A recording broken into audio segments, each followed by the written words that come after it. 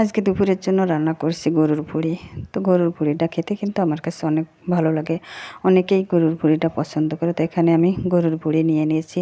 আগে থেকে এটা পরিষ্কার করে জাল দিয়ে নিয়েছিলাম। আর এখানে আলু কুচি করে নিয়েছি, কারণ গরুর ভুঁড়িতে আলু কুচি না দিলে ভালো লাগে না। আমার কাছে সব থেকে গরুর গোশ এবং গরুর ভুঁড়িতে আলু দিলেই বেশি মজা লাগে। আলু ছাড়া গরুর ভুঁড়ি আর গরুর গোশ কখনোই মজা লাগে না। তো এখানে আমি পেঁয়াজ ভালো করে ভাজি করে নিয়েছি, আর এর ভিতরে মশলা আছে জিরা বাটা, রসুন বাটা আর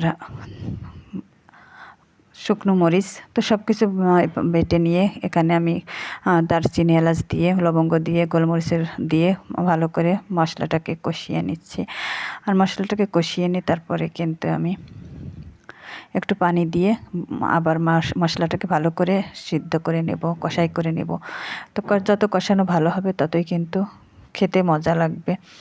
তো এখানে আমি একটু কষাই করে নিচ্ছি। কষাই করে নেওয়ার পরেই কিন্তু যখন তেলটা উপর দিকে ছুটে আসবে তখনই আমি গরুর ভুঁড়িটা দিয়ে দেব। মশলাটা ভালো করে কষিয়ে নিলে কিন্তু মশলার যে একটা কাঁচা গন্ধ থাকে ওটা কিন্তু থাকে না। আর মশলা যত কষানো ভালো হবে ততই কিন্তু তরকারিটাও খেতে অনেক মজা হবে। তো এখানে আমি ভালো করেই মশলাটাকে আগে কষিয়ে নিচ্ছি, পরে আবার এর ভিতরে গরুর ভুঁড়িটা দিয়ে আমি আরও ভালো করে কিন্তু তখনও কষিয়ে নেব। তো এখানে আমার কষানো হচ্ছে মশলাটা। তো মশলাটা কষানো হয়ে গেলে তেলটা উপর দিকে উঠে আসলে তখন আমি এর ভিতরে গরুর ভুঁড়িটা দিয়ে দেবো। তো আমার কিন্তু কষানো শেষ হয়ে গেছে মশলাটা। তো এখন আমি এখানে গরুর ভুঁড়িটা দিয়ে দিলাম। আর গরুর ভুঁড়িটার ভিতর দিয়ে আমি কিন্তু আবারও ভালো করে এভাবে করে কষিয়ে নেব অনেকক্ষণ ধরে। তো কষানো শেষ হয়ে গেলেই কিন্তু তারপর আমি এর ভিতর পানিটা দেব। তো এখানে আমার কষানো হচ্ছে। তো এখন আমার কষানো কিন্তু প্রায় শেষ হয়ে আসছে। এখন আমি পানিটা দিয়ে দেব, সিদ্ধ হওয়ার জন্য পরিমাণ মতো পানি দিয়ে দেব।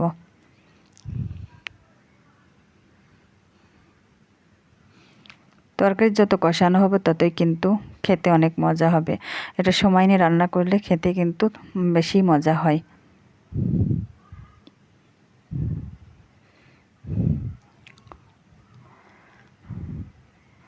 তো আমার কষানো হয়ে গেছে। এখন আমি পানি দিয়ে দিলাম পরিমাণ মতো। পানিটা দিয়ে আমি গরুর ভুঁড়িটাকে সিদ্ধ করে নেব।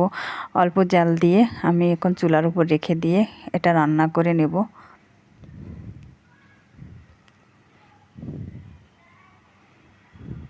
তো আমার কষানোর পানি কিন্তু একেবারে শেষ হয়ে গিয়েছে। আর এখন আমি এর ভিতর আলুটা দিয়ে দেব।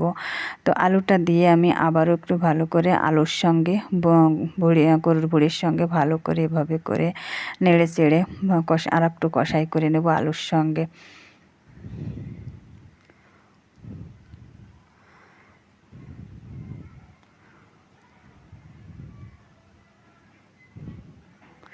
এখানে আমি আরও ভালো করে একটু নেড়ে চেড়ে নিচ্ছি।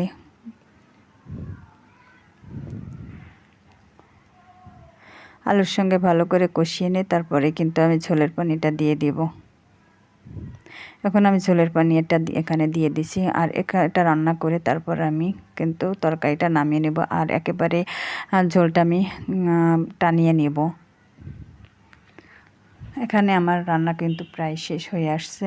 আর একটু রান্না করে আমি গরুর ভুঁড়িটা নামিয়ে নেব। তো এটা কিন্তু খেতে অনেক মজা হয়েছিল।